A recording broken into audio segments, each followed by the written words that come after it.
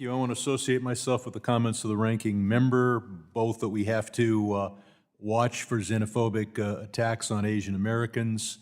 We're here to talk about the Chinese Communist Party. And second, that the most important thing we can do is manage our own economy well, and that starts by paying our debts. Our economy is already being hurt by this talk of default and not raising the debt limit. I want to thank Mr. Harrell for pointing out how important it is that the U.S. dollar play this major reserve currency role, and point out that all the proponents of cryptocurrency have announced that their purpose, if they achieve it, is to partially displace the U.S. dollar from that role. The Chinese Communist Party obviously believes they can invade America's airspace deliberately and notoriously without serious consequences. They believe the two parties will simply shout at each other, maybe shout a few things at Beijing, maybe even adopt some sort of pinprick answer, and then go on. What China cares about is Taiwan, trade, and tariffs, the three T's, and I think they are confident that we will do little or nothing, not only in response to the balloon, it's just a balloon, but the much bigger things.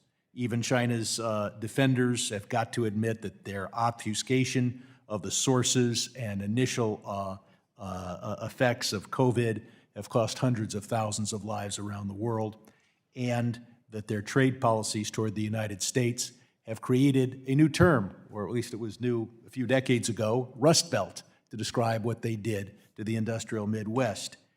The problem began in the year 2000 when the United States Congress granted most favored nation status to China and entry into the WTO. Before that, China was an annoyance, was referred to as a slumbering giant. Now, of course, things are much different. So we've got to look at Taiwan trade and tariffs. We should, Congress should act to allow Taiwan to buy defense items that are still stalled in the administration, and we should provide that we immediately and without an executive waiver deprive China of most favored nation status if it invades or blockades Taiwan. More to the focus of this committee, we have got to require every major corporation to set out as a risk factor what would happen to that company if there was a breakdown in the U.S.-China economic relationship. I'm not saying that'll happen, but it might. It's more likely than some of the other things that they talk about in the risk factors. By doing that, American companies will compete for capital by creating resiliency toward what China might do, and in doing that, they become less desperate to tell us not to do anything to China. And if we do anything serious at all, we need to have an automatic, say, 20% tariff on all Chinese goods if they retaliate against us for anything we're doing. Of course, that would be necessary only if we did anything significant. We probably won't.